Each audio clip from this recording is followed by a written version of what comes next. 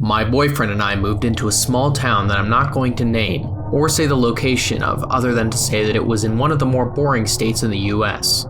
This isn't really for privacy, I guess, but I am pretty anxious about telling this story at all, and I really wouldn't want to narrow it down too much if someone was going to try and find this place.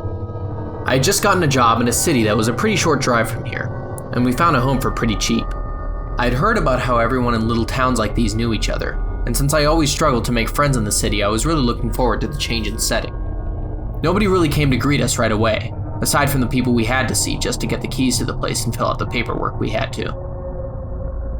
It was an exhausting drive, so we decided we'd rather wait until tomorrow to check out the town. We set down our stuff and got the TV set up, threw down our mattress without even worrying about the bed frame, and we turned on a VCR tape of the Twilight Zone I'd brought along. My boyfriend was pretty disappointed with the house, and I definitely understood where he was coming from. Even though I was still excited, the place was pretty dusty and the doors felt really light and weak, like they could be knocked off their hinges if you bumped into them too hard. Plus, we were having some trouble with the electricity, specifically with a lot of flickering light bulbs that made the whole place honestly look kind of creepy. We had a glass back door, which was kind of nice, and a huge backyard which looked perfect for gardening, which is something my boyfriend was into and was pretty much the only reason he agreed to move in here. Apparently watermelons in this town tasted really good, so we were going to find out for ourselves. Like I said, we were having some trouble with the electricity, and that meant that the TV kept getting suddenly turned off. At some point, we just got sick of it, and my boyfriend decided he was going to check out the backyard. I was just going to grab the covers and take a nap when I heard the screen door slam shut and my boyfriend whispering my name, really loud. "Marcy! Marcy!" I looked up and saw that he was really freaking out. I thought he might have been trembling. "There's someone in the backyard," he said. I stood up and looked out the glass door and saw what he was talking about. There was a man standing there, watching us. There were no lights in the backyard, so we couldn't really see him aside from his basic figure, but he looked like he was wearing some kind of hat, maybe a top hat. He stood with his hands in his pockets, and there was just something about his body that seemed weird to me. He looked wide, but not like he was fat, just wide. Like if someone grabbed his shoulders and stretched him out to the sides, even a little more one way than the other. I laughed. "It's a scarecrow, dumbass," I said, and opened the door back up just to show him. My boyfriend tried to stop me and said that it wasn't, but I kept walking up to it to show him when I suddenly heard the man talk. It was pitch black, so I couldn't see his lips move, but I heard him say, "Good evening."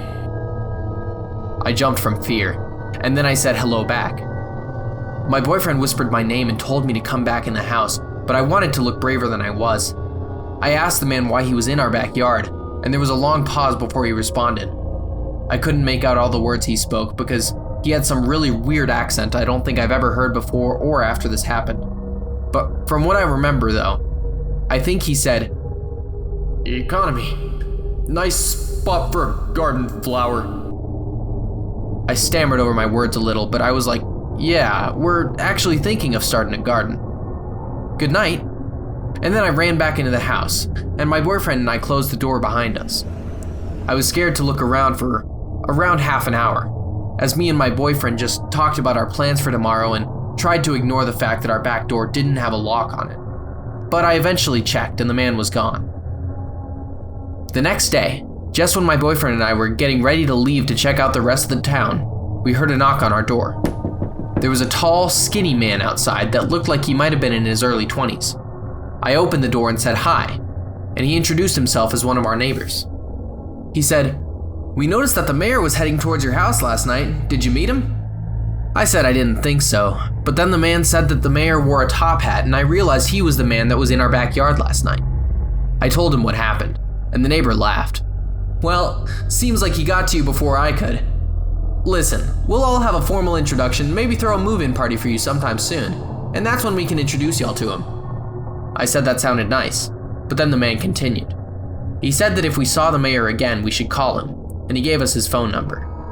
He said that we shouldn't talk to him until we've all been formally introduced, and explained that it was just a town custom and that I shouldn't be too worried, but that the mayor had a condition that made him slightly unpredictable, and that it was best to wait to interact with him until you're friends. I said okay, and sort of pretended like this was a normal thing for him to say, just so he would leave and I could recap the whole conversation to my boyfriend. We went out for the day and checked out the only places this town actually had, which were the creepy old church, the post office, the convenience store, some bars, and the fire station. It was seriously a boring town. But once again, I was just there for work, and there were some pretty cool things we could check out if we wanted to drive, but we weren't feeling that for today. That night, when we came back, the mayor was in our garden again. My boyfriend was pretty pissed off and started ranting about how this was trespassing, but I tried to tell him to just ignore it. He didn't listen. My boyfriend closed the back door and walked out onto the back porch and politely asked the mayor to leave, closing the door behind him as I watched from inside the house. The mayor squatted down like he was going to sit in an invisible chair and fell onto the grass. He looked like he was probably drunk. My boyfriend walked up to him and looked like he might have been arguing with him, but I couldn't hear what they were saying. Eventually, my boyfriend lifted the man up by his shoulders and walked him out of our backyard as the mayor stumbled around. They disappeared into the field behind our house, and I went to sit on the couch with my heart racing as I waited for him to come back. I waited for half an hour before I started to get worried, and looked back out the window, but there was no sight of either of them. After an hour, I decided to call the police. I explained the whole situation to them, and they said that they'd send a patrol car out to check it out. I waited another hour, and the police never came. Then, I tried calling the phone number of our neighbor that stopped by earlier. I kept checking over my shoulder as it rang, expecting the mayor to be standing there behind the glass door, watching me from the darkness. Suddenly, the electricity cut out, and the phone stopped ringing. I didn't know what to do. I ran back to the window to look if I could see anyone, and to my terror, there actually was someone standing out in the field. I decided I had to check, in case it was my boyfriend. So I opened the door and ran out onto my porch and yelled out my boyfriend's name. I heard the person shout something back, but I couldn't tell whose voice it was. I ran out into my backyard as the person approached. Finally, I could hear them. It sounded like my boyfriend. "Watch some TV?" I thought I heard him say. But then, I noticed his top hat, and the shape of his body was a lot wider than usual. I ran back into the house and tried calling the police again, but the power was out. I didn't have a choice. I didn't want to get attacked by whoever this person was, and the police obviously weren't coming, and the door didn't have a lock, so I packed up my things as fast as I could and drove out of there. I still haven't heard from my boyfriend at all. I've been looking for him for a year now, and I even stopped back in town, but everyone I asked seemed like they were dodging my questions, so I eventually gave up. Now, I'm writing this story just on the chance that he'll read it and reach out to me. This story is the last hope I have left.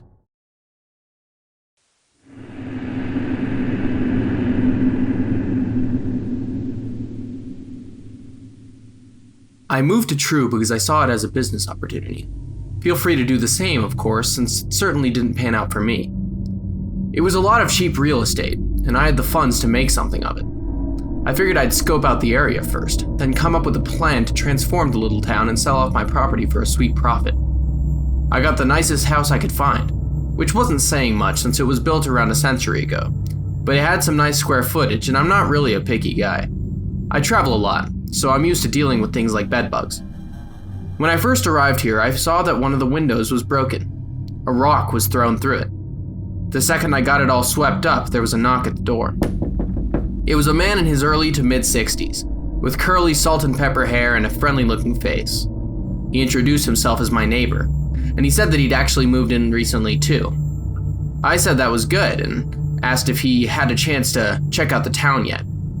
He said he hadn't, and asked if I would be interested in checking it out with him. To be honest, I wasn't. I was in my early 30s for context, and even though this seemed like a friendly guy, I was a little more introverted and not really interested in hanging out with someone this far outside of my age group, if you get what I mean. I told him I was going to keep settling in, but that he should go ahead without me and let me know what he thinks. I asked the man what his address was, since I figured it would at least be good to have a connection in this town. He wrote it down on a slip of paper and handed it to me. And then he asked, "Do you want to be friends?" I said sure, awkwardly, and told him that I had to get back to moving, but that it was nice meeting him. It really didn't take long for me to finish getting settled in. The place still had a bit of upkeep to do, but I figured I'd hire someone to help handle the rest and just get to reading the book I'd brought. A few hours later, I heard a knock at the door again. It was the same man. I still don't even know his name. He was holding a plate of cookies and asked if he could come in, as he took a step forwards anyway. Literally, if I said no, he would have already been inside of my house. So I said sure, and invited him to take a seat on my couch. I sat down next to him and asked if he took a look at the town. We made some small talk about how small the town was, until eventually I asked where he was from. He said he was from Goodland, Kansas, and I recognized the name of the city. There were a series of pretty gruesome murders there that people thought might have been linked, and it was pretty much a nationwide news story at this point. I told him I didn't blame him for moving, considering all the murders, and he suddenly started acting very angry.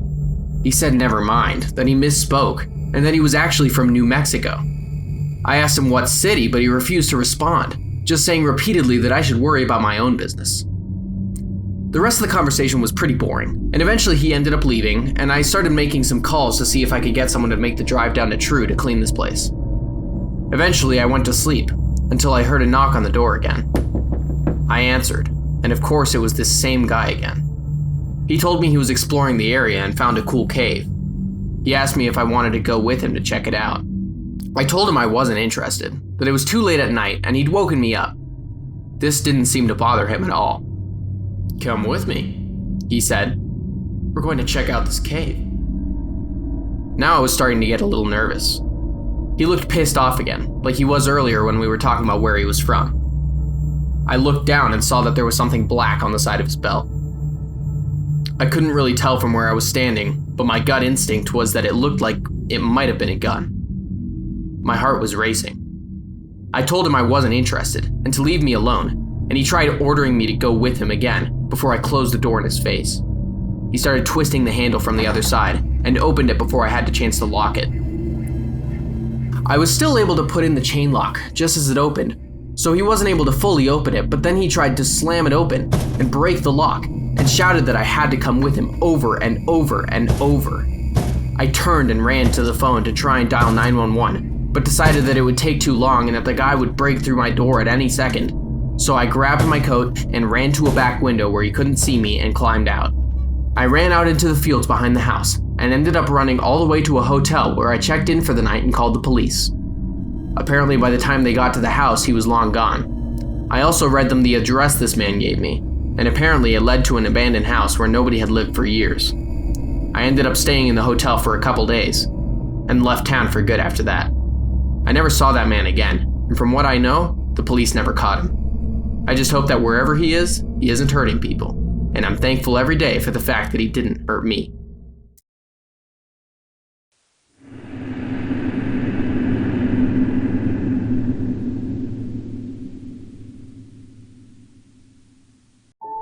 I'm a middle-aged man, but sometimes it feels like I'm starting my life over again, every single day. So, even though I've lived so many lives, my story begins when I moved most recently, to a place where I finally feel safe, where I've finally found a home. I'm not going to tell you the name of this town since I don't want anyone looking for me, but I'll say that it's small, and calm, and nice. I'm a pretty good guy, but I've made a few mistakes.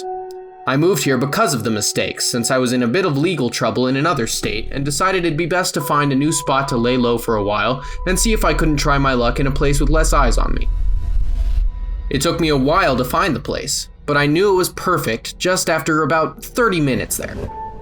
The thing is, there were so many good places to hide. Abandoned buildings, bridges with hidden compartments, even some caves and abandoned mine shafts. I have an eye for these sorts of things, and they really stood out here. The first place I stayed was an abandoned house.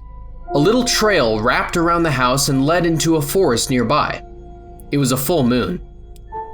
I was about to leave to find something to eat when I noticed a group of people walking along this trail, heading off into the forest. I couldn't hear any of them talking. They were all dressed in black, and they were carrying a big black box that looked like it might have been a coffin. Some people trailed behind that looked like they were crying.